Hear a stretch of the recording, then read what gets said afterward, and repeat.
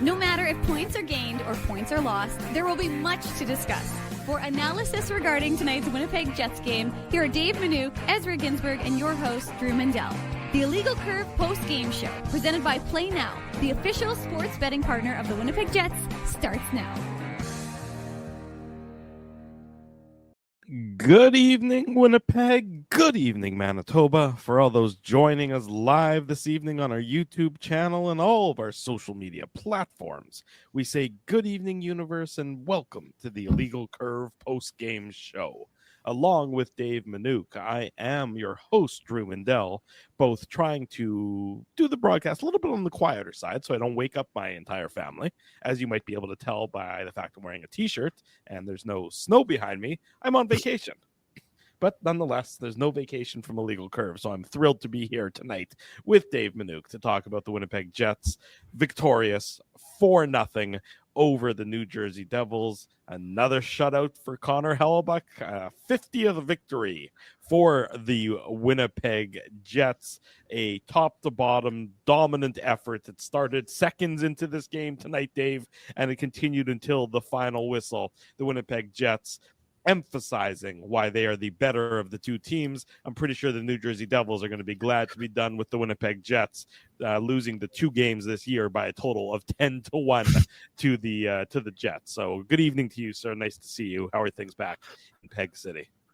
Well, Drew, you left at the perfect time, unless you happen to be walking around with a shovel, because it was Snowtober today. And we left this morning. I've been up since 4:30 in the morning, so we did leave. We did get the snow. I did have to shovel before we could depart.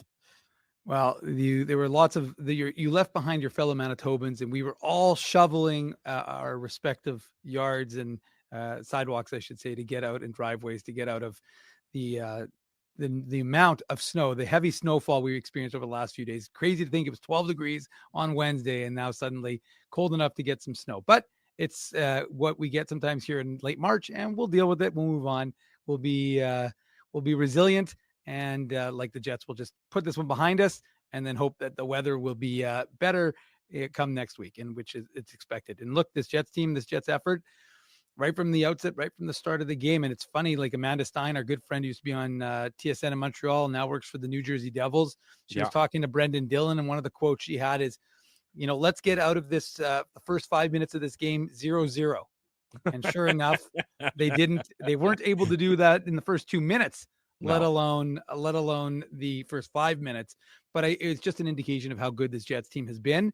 And Brendan Dillon knows. I mean, this Jets team is on a mission. And like I was in the room today, Luke Schen's a pretty funny guy. You can see, again, it's a very connected group, and you hear from the comments from Luke Schen, right?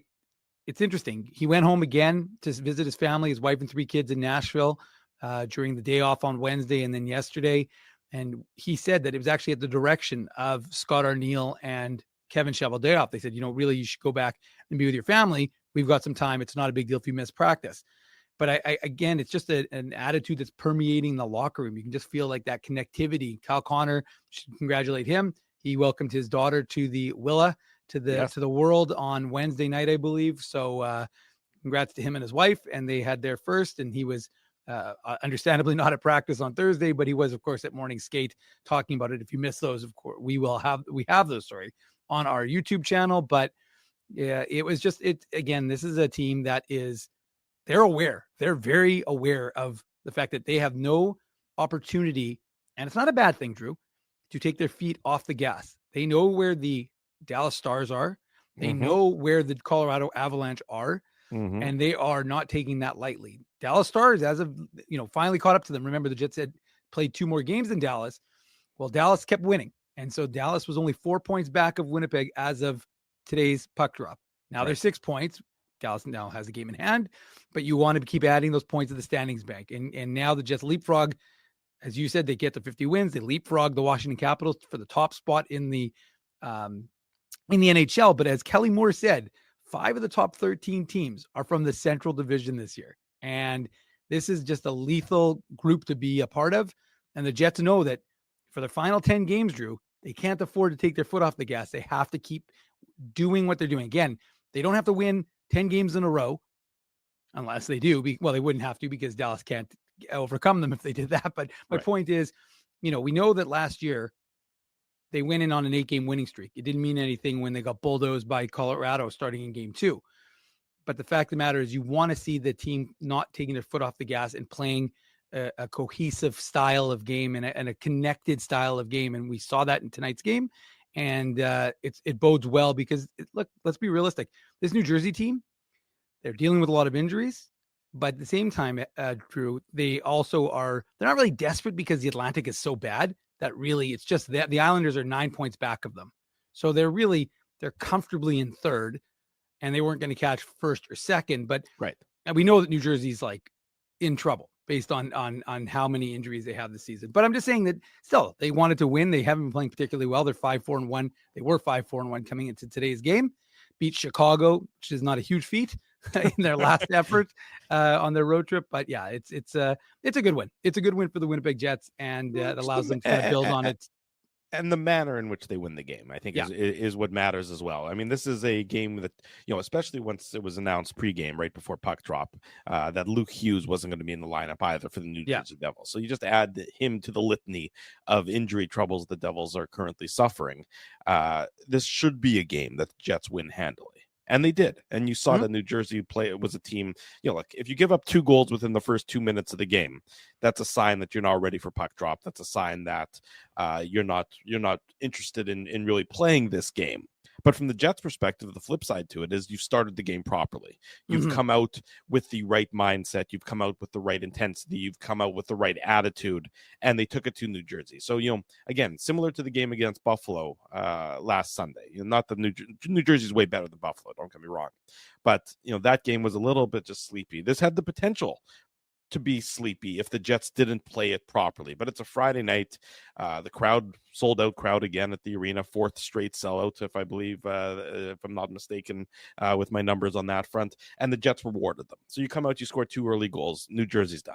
I mean, they pushed and they had some opportunities on a couple power plays. And then Connor Hellebuyck stood up at that point in time. But the truth of the matter is the Jets just, they did what you're supposed to do against a weaker opponent, against a banged up opponent, against an injured opponent, and the Jets wanted to continue. Look, the worst thing you could do is get the 2 points that you do against Washington on Tuesday night and then lay a stinker tonight against New Jersey. And the Jets certainly knew how to play the game the right way, and they did so in front of an adoring audience. And as a result, they're the first team to get 50 wins. They're back atop the President's Trophy race. Washington still with a game in hand. And again, Dallas is, on an incredible streak, as our buddy Mike McIntyre said yesterday. It seems like Dallas is never going to lose again. Did you see the number of the shot attempts that Calgary it was like 108. Had? I think it was the second most shot attempts in the entire NHL this year, and Dallas somehow won the game. Here's Scott Arniel.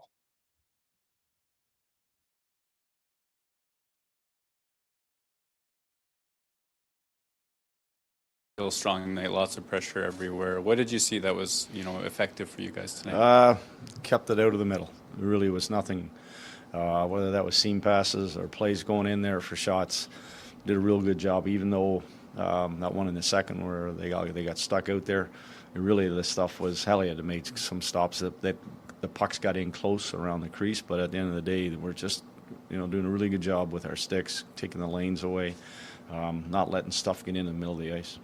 You had 2 kind of unsung guys pop for a bunch of offense. I follow with a spinning backhand for one, and then Gustafsson gets one too. What did you see from those guys? And what's the sort of sense of pride that you have when that happens? For Gus, it's great, obviously, that he's had limited games this year, but every time he's come in, he's been effective and he's done all the right things. And tonight, to see him get rewarded, that's great. And his teammates were pretty excited, and glad to see that one. And with Al, he's taken advantage of the opportunity. For both Gus and Al, they've getting a chance to, in Al's case, play a lot more and playing with that top line, and then Gus getting the lineup. Those are just situations, guys taking advantage of opportunities that have been put in front of them, and I think our group has done that all year, and that's helped with our success. In putting Iafallo on on that top line. Part of it was to kind of get that beaten potatoes, so to speak, like what Gabe brought along the wall in certain ways. But 2 goals tonight, some offense as well. What have you seen from him in the top line role so far? Well, he's been real good. Like you mentioned, there's things that he has to do as that line mate. Get in the net, look where he scored both his goals. He's right near, I know one was on the power play, but he was right beside the crease. The other night on JMO's goal, he was right driving the middle lane and obviously getting some traffic on the goalie. So he knows what to do. He does it whether he's on the fourth line or he does it on the first line. He's a smart hockey player, but he's competitive and he goes into the hard areas and he wins a lot of his puck battles. David Gustafson mentioned that that Alex is very aware of different situations, and that's a big part of what allows him to play in different roles. Has he changed his game at all, or added different levels with Scheifele and Connor, or just what he usually does? No, I don't want him to. He better not. I think that's part of his DNA. The thing about Alan is, if you notice, he's first over the boards on the PK. I know he's on our second power play. Now he's been bumped up, obviously, with the injury, but he's already been playing all year long in 2 of our specialty teams in key spots. So, to add this more, add more ice time, being with that top group, he knows what he has to do to help that line have success. And he just saw it on the goal. He drove the middle and got down there again, and thought maybe he shoot it on his forehand into the net, but they added to the drama of it by going to his backhand. Scott, the David Gustafson spoke how the goal that the line scored is a lot of chaos in front of the net. Whether it's Kapari or Gustafson or even Iafallo when Velarde was healthy, are you hoping for sort of that energy, chaos aspect from your fourth line? I'm always hoping our fourth line is energy. And they can eat up minutes, can play in the other team's end, and sort of whatever that combination has been since the trade deadline, it's been really good. I know even before I shouldn't say that, but because Tanev's here now too, he brings a little different element with speed and just running into people and causing that havoc that he does. And when your fourth line can do that goes a long way. And as long as I continue to make sure I get them out there and not be afraid to go against whether it's the top line or whether it's the fourth line or whoever they're matching up, then they go and do good things, do good minutes, grab good minutes. That's all positives for us. And Connor Hellebuyck, his 7th shutout of the season, he spoke about how he really appreciated the MVP chants from the crowd. What did you think of the crowd chanting MVP? Yeah, our crowd has been awesome all year. They recognize whether it's great plays or great players. And, I know that a few guys have hit milestones this year, but, if you were to ask us to vote as our team, we'd vote Helly as the MVP. And I think that a lot of people recognize how great he is. And, he's not done. He's got a lot of work ahead of him still. But at the end of the day, that's always nice to hear. Scott, we often talk about Kyle Connor's finishing ability, but he'll hit 50 assists, I think, or career for the high. First time. I mean, what can you say about his vision and? He's always been a heads up, great vision guy that he can make plays. I know he likes to shoot it more than pass it, but tonight, he did that. He made some plays. I think everybody probably thought he was going to fire that pass or that shot after he got the pass, and makes a great play to Al, and obviously catches a goal to the net. Quickly, you swapped the second and third pairings a little bit, just with Miller and Shen in the first period. That's just based on kind of more on kind of what it's coming. Might be coming off somebody with an extended shift, might be coming off a PK or a power play. Well, there wasn't anything that way, no. Is there any chance that Kyle Connor banked that off the end boards? Oh, for sure, he did on purpose. No. There was some talk. A mic drop walk-off by the Winnipeg Jets head coach Scott Arniel there in his remarks after tonight's Winnipeg Jets 4-0 victory over the New Jersey Devils. Dave, I didn't quite hear what I think that was Murat. I didn't quite hear what he asked there at the end, but I think he basically was saying he was on the Kyle Connor on the 4th goal. He was saying was that a shot, not a sorry, was it a pass, not a shot? Right. And that's what I thought he was saying. I think, as you would say, Drew, that was tongue firmly in cheek in his response. That is something I would certainly say. Why don't we get into the goal-by-goal recap here on the Illegal Curve post-game show? If I can find the button, I got to find the button first. That's I'm a little sloppy right now. There we go. The Play Now game recap. big thanks to our friends Play Now for their continued support of the Illegal Curve post-game show. Learn to bet with Play Now, the official betting partner of the Winnipeg Jets. Sign up and get up to $250 in bonus bets. Conditions apply. 18 plus. Enjoy responsibly. Play Now, good friends of the show. We thank them for their support.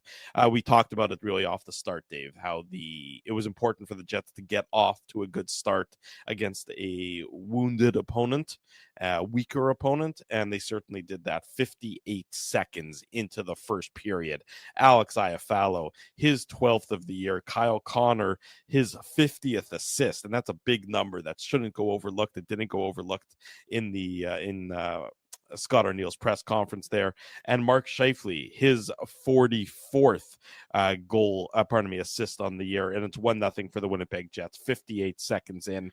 And it's just, again, hard net drive by Iafallo, poor defensive coverage by the New Jersey Devils. This is Johnny Kovacevic, our old friend, and Brian Dumoulin are the deep pair that are back there. And it's just nobody's taking any guys from the New Jersey perspective, which allows Iafallo to get into the slot and do that spinning backhand and puts the Jets up 1-0 early in tonight's contest.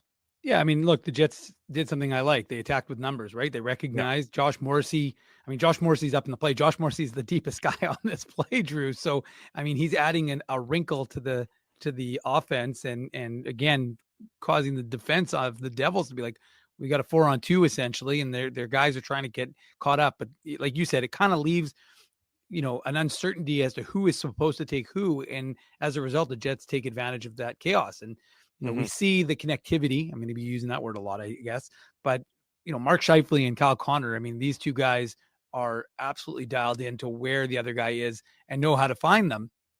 And as you mentioned, I mean, look, Kyle Connor, not by accident that he gets 50 assists. And we often talk about how good his passing is. So he gets up to the 50. And I'm a little surprised. I thought more folks would jump on this, but with the secondary assist, Mark Scheifele becomes the all-time points leader for Jets 2.0. He passes Blake Wheeler in that mark. So I was, again, I guess because of the need to acknowledge Atlanta records, not necessarily with Fo. And I'm not poo-pooing Atlanta. I don't do that. But again, to be clear, the folks in Winnipeg and Manitoba and across Canada and the US who are Jets 1.0 fans are going to focus on that.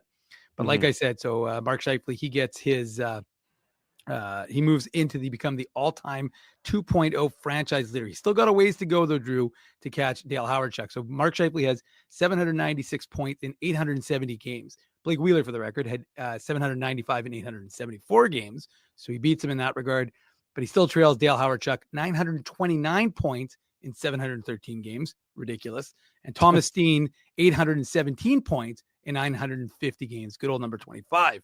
So Mark Scheifele, if he wants to be the all-time Winnipeg-based NHL leader, he's going to have a few years to go before he catches Thomas Steen, former city councilor Thomas Steen, and of course Ducky. So he'll get there eventually, but for now he passes Blake Wheeler, the old captain of the Jets, as the all-time leader. And again, it sets the tone for the whole game, right? This is the Jets.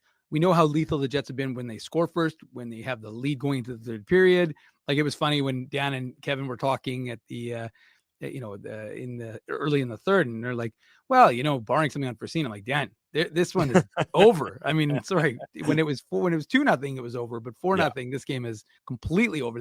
There was a 0% chance. I'm not a gambling man per se, but I would tell you that if whatever the odds are to bet on Winnipeg to win that game in the third, I know the odds would be bad, Drew, but let me tell you, you could take Winnipeg because it was a lock at 4-0. So, the Jets get the good start, 58 seconds in. And again, Alex Iafallo, we talked to Kyle Connor today about what he brings to the lineup, and Jacob asked the question after the game, but it was just that idea of you have a lunch pail guy, similar to Gabriel Velarde, even though Gabriel Velarde was struggling a bit before he went down with the injury. Velarde's got more, I think he's got more. He's got better hands. He's got more high level skill than Iafallo, but similar styles in that they're always going to be around the blue paint. That's right. And so you get a guy who plays that similar style. And like I said, not quite as talented, but a little bit different in that regard. And yet he goes to the front of the net, and these guys know how to find him. And so sure enough, little backhand flare, and 58 seconds in, you got a 1-0 lead. That's right. And it does not take the Jets very long at all to make it 2-0. It takes them, in fact, 54 seconds later. David Gustafsson, he gets back in the lineup with Rasmus Kupari having a setback in his return from injury. So Kupari is going to be, he's listed as day-to-day, but it sounds like he's going to need a little bit of time. So Gustafsson gets back in the lineup. Sorry, Drew, that's worth mentioning. I mean, Scott O'Neill talked about it today, but he did say that there was a bit of a setback, a minor setback, he called it. And we presume he didn't really clarify it. He just kind of, when Weber asked him lower or upper body injury, he basically said it's the same injury, but didn't actually express exactly what that was. Our assumption is that it's the concussion from the concussion he suffered when Hudson Fashion hit him in the game against the Islanders, but we don't actually have confirmation of that. So we don't know. We just know that Kupari didn't skate yesterday and didn't skate again today. That's right. And he's going to be out of the lineup day to day. Sorry. Day to day. He was So listed as day to day. I wouldn't expect to see him on Sunday. I wouldn't expect to see him really anytime No. soon, per se, but obviously time will tell on that front. But David Gustafsson gets back in the lineup. Morgan Barron shifts back to the center ice position in that fourth line for the Winnipeg Jets, with Brandon Tanev there as well. And then the three of them combine for the Jets' second goal. Again, it comes 54 seconds after they make it 1-0. It starts with a bad pass in by the New Jersey Devils. It's a bad pass from Brett Pesce to Simon Nemec. And then Nemec, compounds it. It's in his feet, it's in his skates, and then it just gets put right into the center of the ice, and then all heck breaks loose. It's a chaos play. It's a goalmouth scramble, and David Gustafsson, you can see that his eyes are probably getting as big as as big as dinner plates, as you can see the puck just lying there in the crease as the scramble is on, and he jumps on it and he deposits it past Jake Allen, makes no mistake on it. Not the line you want to turn the puck over to, because chaos is what they thrive on, and the Jets respond to the chaos by making it 2-0 less than 2 minutes into the first period. That's as bad a pass. It's kind of reminiscent of the pass when Luke Shen tried to hit Dylan Sandberg and it resulted in a goal against. But Pesce hits him in the skates, and the Jets opportunistic, aggressive, and like you said, chaotic, and they swarm, and the Devils are just discombobulated. They don't know what the hell they're doing. The Jets, to their credit, aren't sitting back. I mean, you don't get of the first goal and just say, okay, we're happy with that. You get a second goal quickly. And as the folks at Sportsnet stats put out, this was the fastest 2 goals to start a game for the Jets this season. And it was kind of demoralizing for the Devils, right? Because if you're Devils, you're thinking, okay, we know we had to try and hold it to a 0-0 game in the first 5 minutes.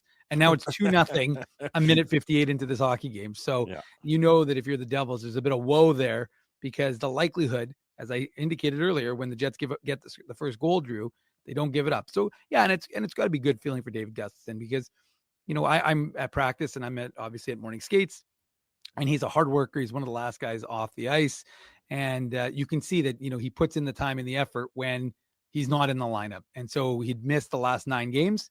I don't remember. It was his last game. Actually, his last game might have been that Islanders game. No, it was March 6th, whenever that was. I don't remember. I don't remember who they were playing. Maybe the Flyers or someone. It was an Eastern team, I believe. But anyways, March 6th. Was that, when was the trade deadline? Was March 6th the trade deadline, or was it the 7th the trade deadline? I'm trying to remember. Well, usually do some simple math. Today's the 28th, so the 7th would have been the trade deadline. So the 6th was the game against Philadelphia. Yeah, it was against Philadelphia. I just checked. Anyways, it was March. It was March 6th against Philly. But so that was his last game. He missed he was a healthy scratch for 9 straight, and then gets into the game and scores an early one. So that's got to be a good feeling for him to get that reward for putting in the work, and gives the Jets a 2-0 lead. That's right. And 2-0 is the way the first period ended. The Devils did score a goal, but it was immediately waved off on the ice by the official. And it was so blatant that the Devils didn't even elect to challenge it. So you knew that it definitely was goaltender interference, and there was no disputing that one whatsoever. So the first period does come to an end. Very successful first period for the Winnipeg Jets with that 2-0 lead. It really was, after the first 2 goals, it was a pretty low event first period. I mean, the shots in that first period, let's see if I can pull them up quickly here. I know I had them handy, but that doesn't mean anything because, again, I'm rusty. You're saying shots in the period? It was shots in the period. 9-8. Yeah, 9-8 okay, for Winnipeg. There you go. It was, it wasn't a ton going on after the first 2 goals for the Winnipeg Jets, but that's okay. When you're up 2-0, then that's the important part for the Winnipeg Jets. And then, of course, they make it 3-0 in the second period. And then really it's all over at that point in time after they kill off a couple penalties. So that's also important to note that in that first period, Vlad Nemesnikov takes a goaltender interference penalty. The PK kills it off. Then early, or about midway through the second period, Colin Miller takes that tripping penalty, and the PK kills it off. The PK went 3 for 3 all told in the night. And it was that second power play opportunity, the one where Colin Miller tripped Nico Hischier, that Connor Hellebuck really had to be at his best. He had to make a number of big saves on that PK. That was probably some of the most dangerous chances that the Devils had in the course of tonight's game. But Connor Hellebuck came up big, and that's what elicited the MVP chant that Scott O'Neill was asked about during the post-game press conference. Yeah, and again, there's a reason why. If you look at his numbers, right, is what he's been able to do this season, and he's just big and boring and common. That's what the Jets want, and that's what you want from the goaltender. And he's. I mean, again, whether he gets to the number of wins that Marty Brodeur and Braden Holtby set at 48 for the NHL record, we know he's going to eclipse his own record, which was 44 wins. He set a career high for shutouts with 7. And he got his 44th overall. So, Connor Hellebuck was solid again. And like you said, Drew, I mean, there wasn't a ton of action. This wasn't a very high event game overall, but when they needed him, as we've talked about, and I suspect if we talked to him right now, he would say that he would credit his team for what I mentioned, I want to say on one of the last week's shows, talking about how the guys have allowed him to know where the shots are coming from. If he knows where the shots are coming from, he's saving them. So, not a surprise, but yeah, it was a solid effort, and again another good game from 37, and he continues to, like I said, he'll eclipse his own personal record, 44 wins, just in a few more games. And I should mention also, he ties Brian Little for 7th on the all-time games played list, Drew. So he's got 561 games. Because actually, no, it's interesting though, because pretty soon they'll all be all the active ones will be guys who are, well, current Jets, I should say, and then obviously Blake Wheeler. There you go. The Jets only had 1 power play opportunity in the course of the entire game. And it was right after that Miller That's penalty. right. It was right after the Colin Miller penalty. Simon Nemec takes a tripping penalty against Colin Miller. So the Jets head to the power play, and Alex Iafallo gets his 13th of the season, his 2nd of the game. And in addition to giving the Jets the 3-0 lead, it's also our Seagram shot of the game. The Seagram shot of the game. Big thanks to our friends at Seagram's for their continued support of the Illegal Curve post-game show. Seagram's 83 is Manitoba's favorite Canadian whiskey. And of course, we do recommend that you choose any of the fine Seagram's products whenever you choose from your local liquor mart. The reason I chose this one, there wasn't really a clear-cut obvious answer for this one. There would have been if Nikolai Ehlers ended up scoring on that unbelievable rush that he had. Unfortunately, he didn't. And Adam Lowry just missed on that one as well. But without there wasn't really an overwhelming obvious answer for the Seagram shot of the game for tonight's game. But what I liked about this one is Iafallo's patience in it's a power play goal. So that's always good for the Winnipeg Jets. The power play has been not as prolific as it has been earlier in the season, let's say. But what I like about Iafallo here is his patience in sort of gloving down that loose puck after Jake Allen makes the initial save. I think it was off of the Ehlers shot, or it was off the Morrissey shot, and then Ehlers deflected it as well. Iafallo has the presence of mind to glove the puck, bring it down to his stick, and then put it into the net behind Jake Allen. Again, not an obvious answer, but I thought just the poise and the calm demonstrated by Alex Iafallo is warranted for the Seagram shot of the game. Very easily could have been his first goal as well. I knew I was going to give it to Alex Iafallo, but to be honest, I wasn't sure exactly how it would fit perfectly into the flow of the show. It flowed a little bit better as goal number 3 rather than the first goal of the game. But Iafallo was getting the Seagram shot of the game regardless today. Well, and it's interesting, Drew, right? Because you talk about the flow of the game, and there wasn't much in that second period. There wasn't, like you said, it was fairly low event. There weren't a ton of shots in the second.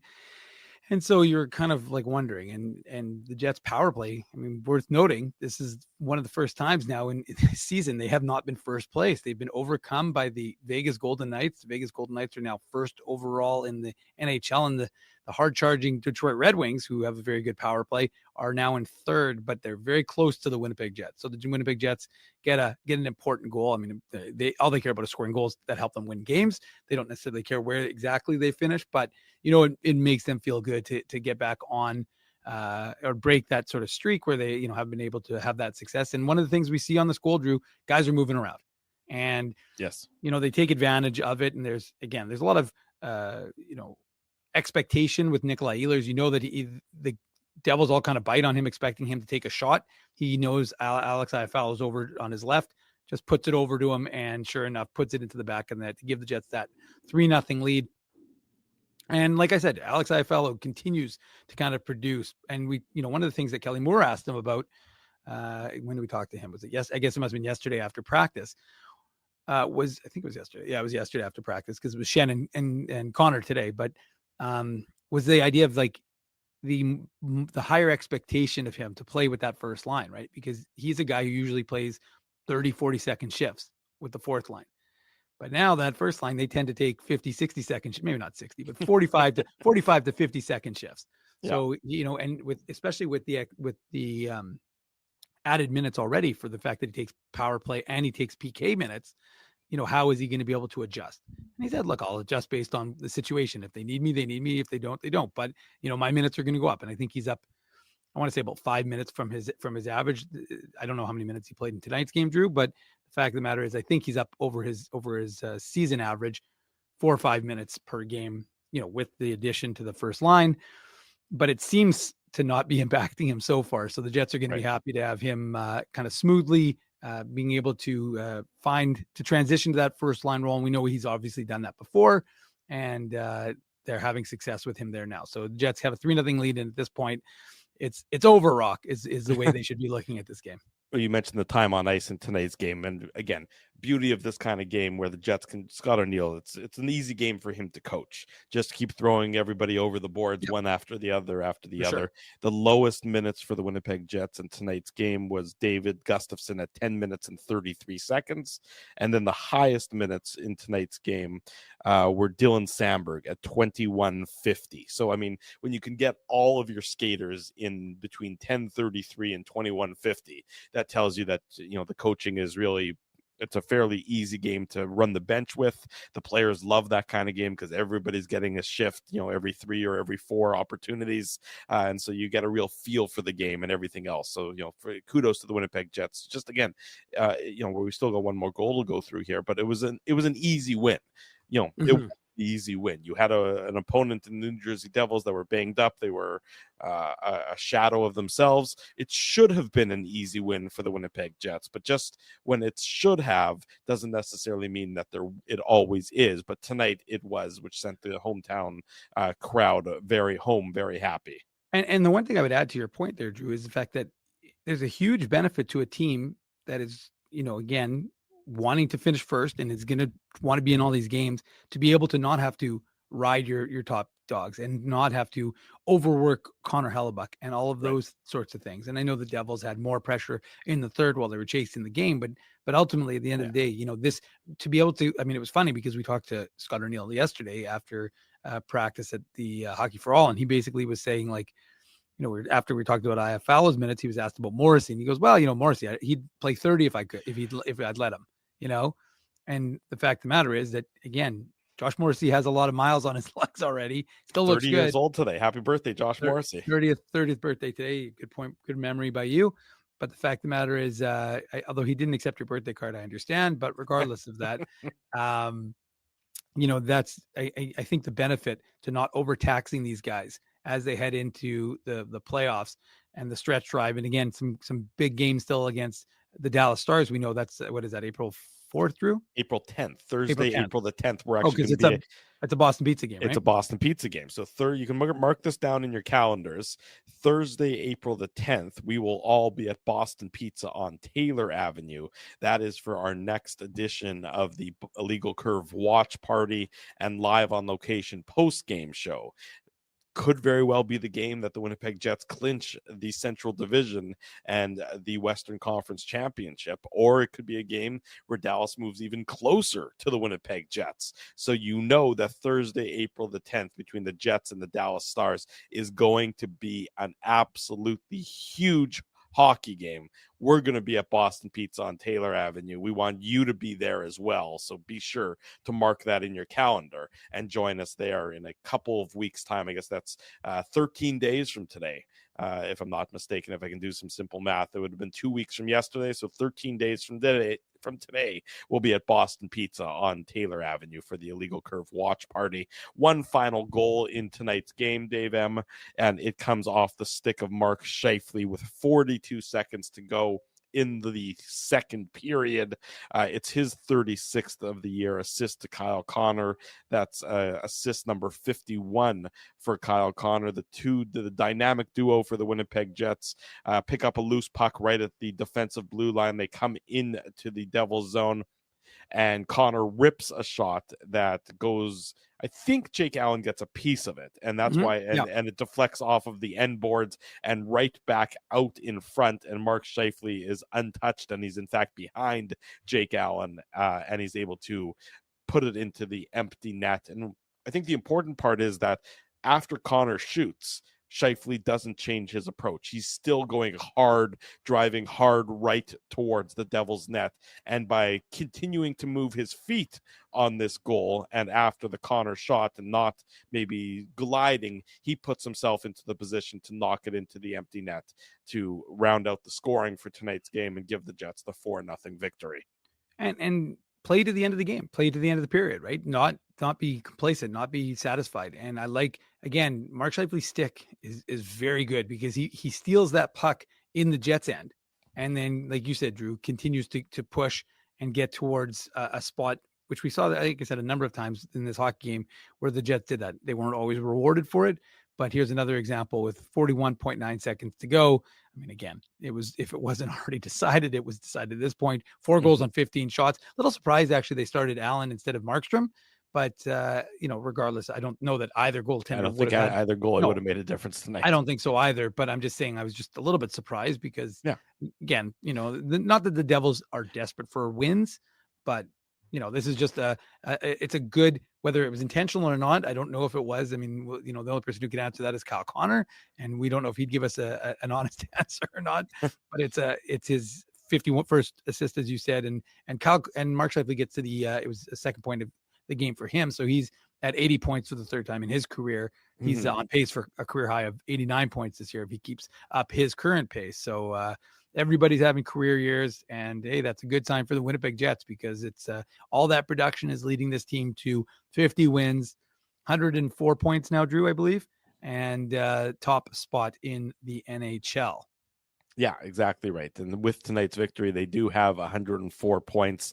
They move one up on the Washington Capitals. The Capitals will be in action. Lost, by the way, to the Minnesota Wild the other day. They did. You're right. Yeah. Exactly right. So the Capitals have an opportunity. I think tomorrow they're in action, if I'm not mistaken. But I'll tell you what, we'll go to break. We'll come back and we'll preview tomorrow morning's Illegal Curve hockey show. We'll take a gander at the out-of-town scoreboard. We'll see where things stand on the playoff race. So much more to come. The Jets win handily 4-0 tonight. Connor Hellebuyck, his 7th shutout of the season to set a new career high for him. The MVP chants were raining down from the stands at Canada Life Center. Warranted, as he certainly should be. If I had a vote, he would be my vote for the most valuable player in the NHL this season. But much more to come. You guys are all the most valuable audience members. So when on our way out, when we go to commercial, this is a good opportunity for you to smash the like button, to subscribe to the podcast, and turn your notifications on so you get alerted each and every time we go live with the Illegal Curve hockey show and the Illegal Curve postgame show,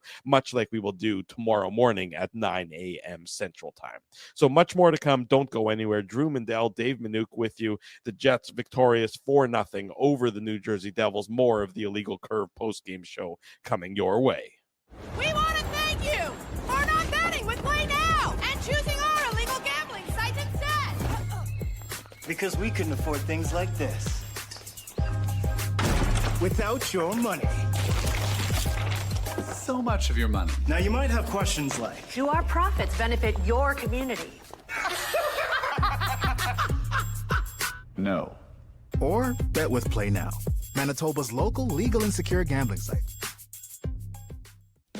Dining, entertainment, parking, and convenience, all in one spot. City Place is located in the heart of downtown Winnipeg, attached to the Canada Life Centre. Whether you're working, living, or out for a night in the downtown, make City Place your go-to destination before or after the fun finds you. Lunchtime, game time, anytime, visit City Place at 333 St. Mary Avenue, next to Canada Life Centre.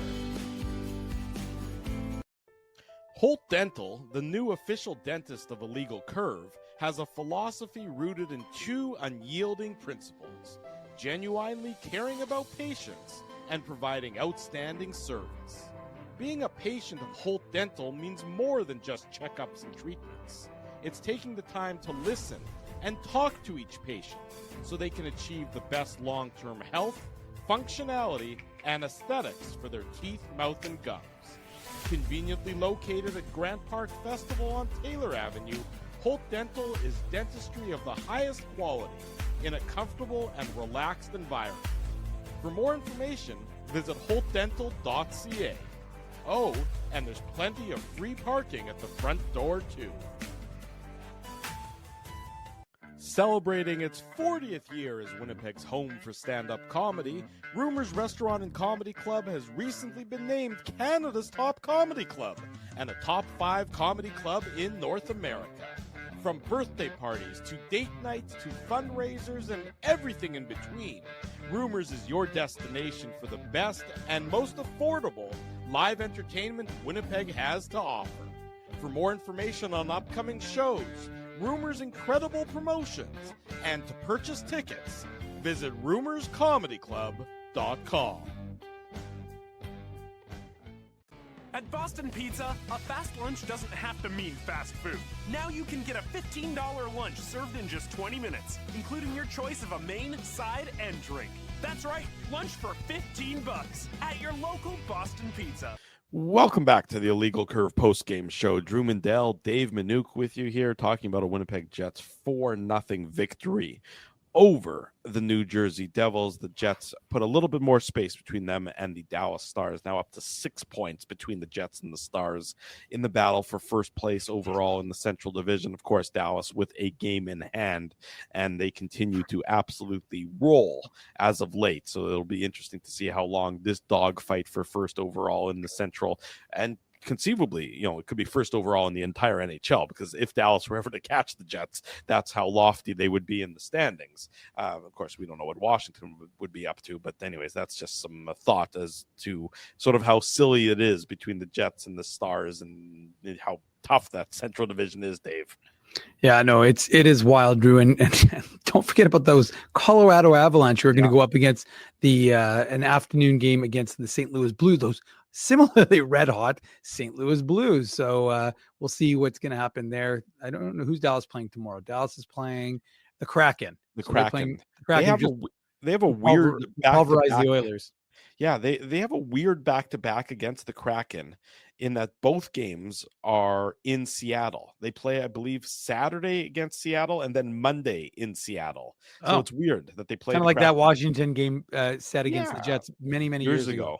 Exactly. So the Dallas is playing the Seattle the next 2 games, both of those games in Seattle. So who knows? Maybe the Kraken have the Stars number, but as of late, not very many teams at all throughout the league. Well, the Calgary Flames should have had their number. They sure deserved to win that game. I think it was like the deserve to win meter was like 98% in Calgary's favor. So yeah, I didn't watch the game, but people were saying Calgary was phenomenal and just couldn't. I think they had a couple goals disallowed as well. Yeah, it was a silly one, but Dallas will continue to keep their good feelings going because they'll need it. They'll need every last win to be able to catch the Winnipeg Jets, who took care of business tonight on home ice against the New Jersey Devils. A quick look, like I said, at the out-of-town scoreboard. The Rangers are in Anaheim. They're up 3-1 on. Sure, you're not going to read all the out-of-town and score. No, I'm not. You got to go.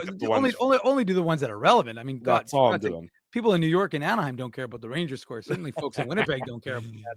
The only one that would be borderline relevant for the Western Conference playoff race, well, Utah got 1 point against the Florida Panthers, but I'd say they're too far gone that's not going to make a difference there.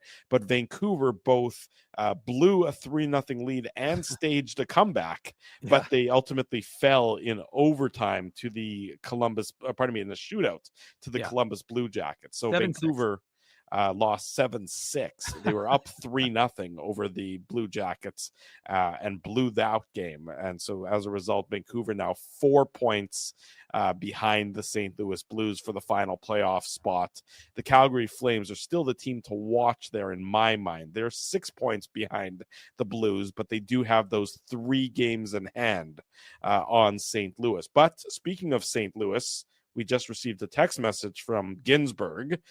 Jeremy Rutherford, our very good friend who's covered the St. Louis Blues for years upon years upon years, and of course covers the Blues for The Athletic, is going to join us tomorrow morning on the Illegal Curve Hockey Show to talk about the St. Louis Blues and their incredible performance as of late, which has brought them back from the depths of the Western Conference to being in that second wild card spot, and certainly the hottest team in the NHL since the Four Nations break.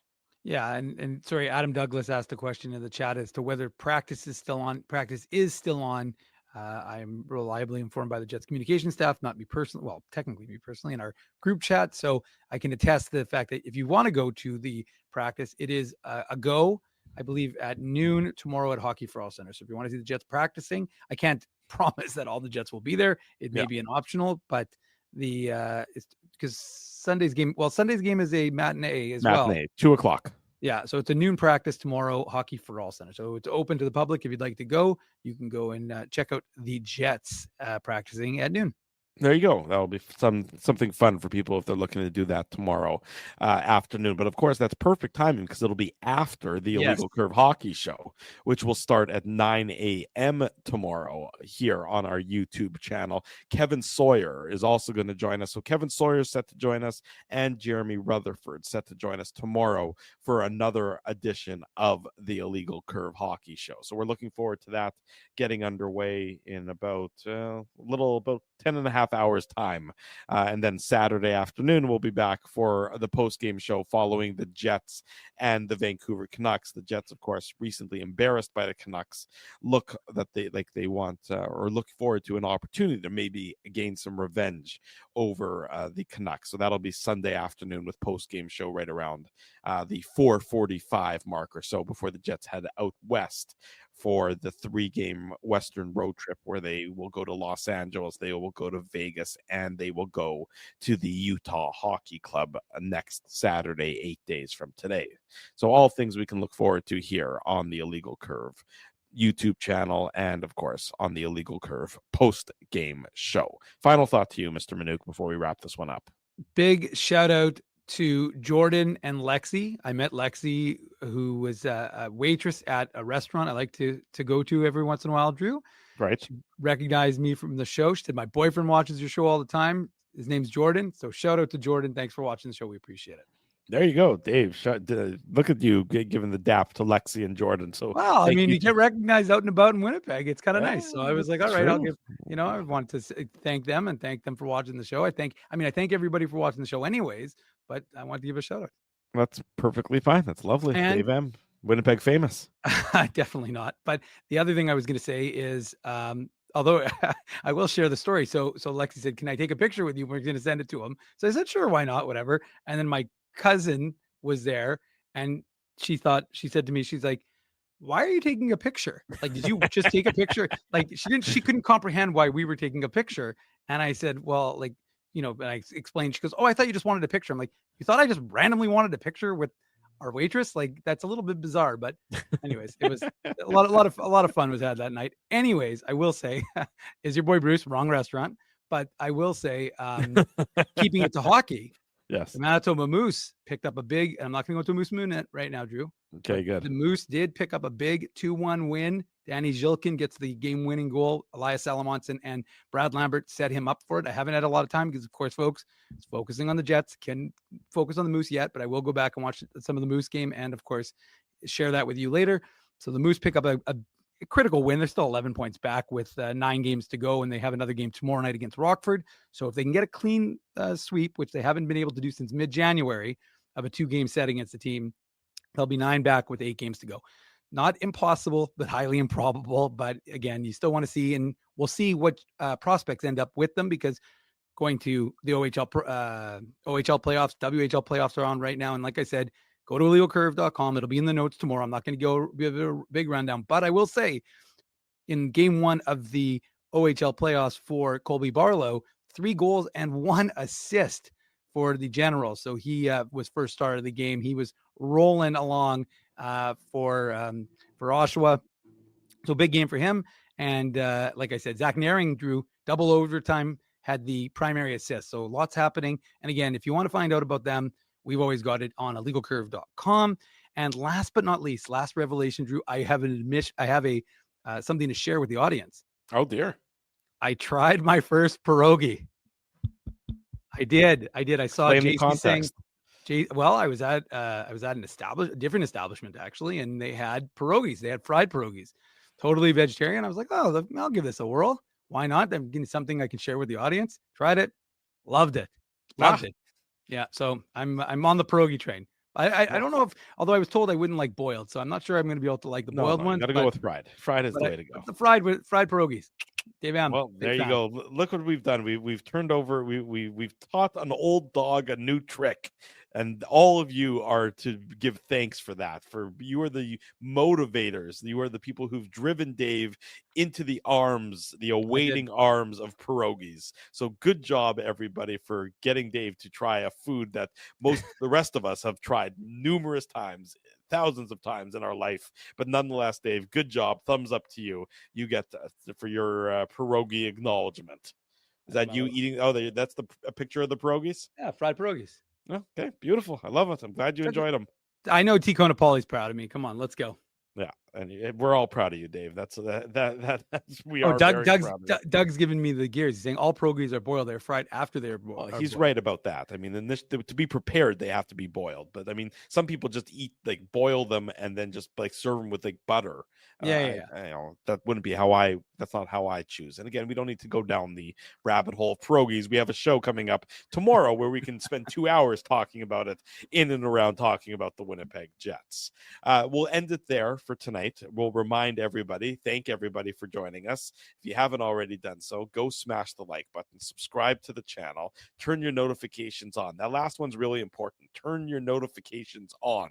That way you get alerted each and every time we go live here on the Illegal Curve YouTube channel, be it for the Illegal Curve Hockey Show or the Illegal Curve post-game show. As a reminder, the Illegal Curve Hockey Show tomorrow morning, 9 a.m.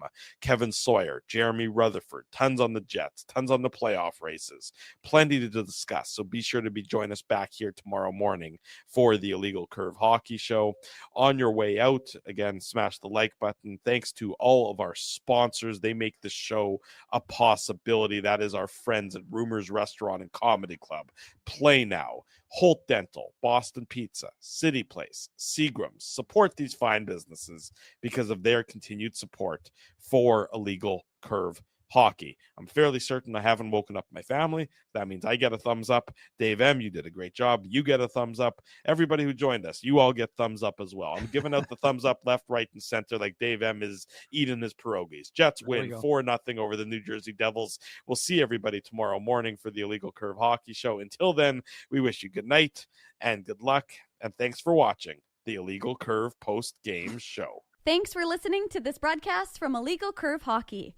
For more great Illegal Curve content, subscribe to the Illegal Curve YouTube channel, follow @IllegalCurve on Twitter, Facebook, and Instagram, and visit your online home for hockey in Winnipeg, illegalcurve.com.